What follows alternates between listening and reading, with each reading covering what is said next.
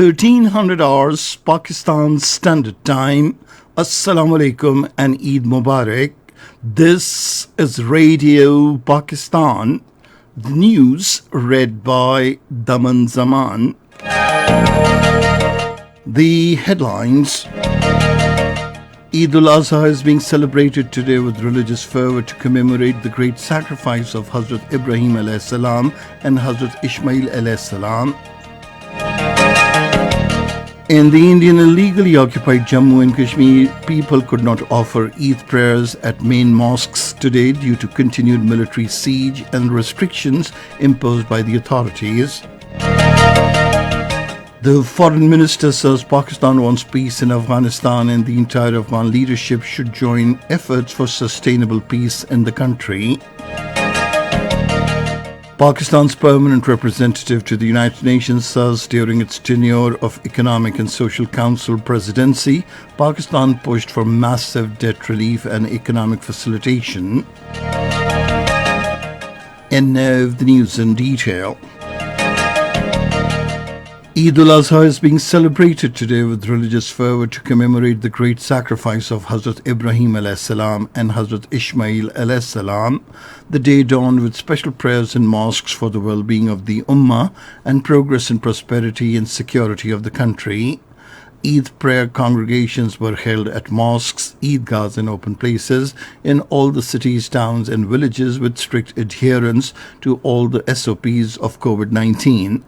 Ulema in their sermons of Eid highlighted the significance of the philosophy of the great sacrifice offered by Hazrat Ibrahim alayhi salam and Hazrat Ismail alayhi salam. After Eid prayers, people are offering sacrifices of animals to follow the sunnah of Hazrat Ibrahim alayhi salam. In the Indian illegally occupied Jammu and Kashmir, people could not offer Eid prayers at big mosques today on Eid al-Azha due to continued military siege and restrictions imposed by the authorities. The authorities restricted the people from offering at historical Jamia Masjid, Dargah Hazrat Bal, Eidgah and other main mosques in the territory. All the mosques and the shrines, including Kashmir's largest mosque, Jamia Masjid Srinagar, were closed. Kashmiri Muslims were also unable to sacrifice bovines freely in the territory. No such restrictions were witnessed in the valley in the past before August 5, 2019, when the Modi regime revoked Kashmir's special status. The Foreign Minister Shah Mahmood Qureshi says Pakistan wants peace and stability in Afghanistan and the entire Afghan leadership should join efforts for sustainable peace in the country. Talking to media persons in Multan today, he said the Afghan peace process has entered into a crucial phase. The foreign minister said in the abduction case of the daughter of the Afghan ambassador, investigation process will be concluded soon and the report will also be shared with the Afghan government. He said India is playing the role of a spoiler in the process. Shah Mahmood Qureshi said Indian government even targeted its own ministers in opposition through spy network. He, however, said India is facing defeat at every forum. The foreign minister said India is committing brutalities and human rights violations in the Indian illegally occupied Jammu and Kashmir, and the world should take notice of this.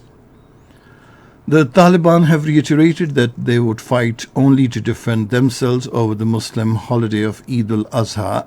A spokesman for the Taliban told AFP that they were waging sweeping offensives across the country, seizing border crossings and encircling cities. 40 more deaths due to coronavirus infection and 2,579 new positive cases have been reported in the country.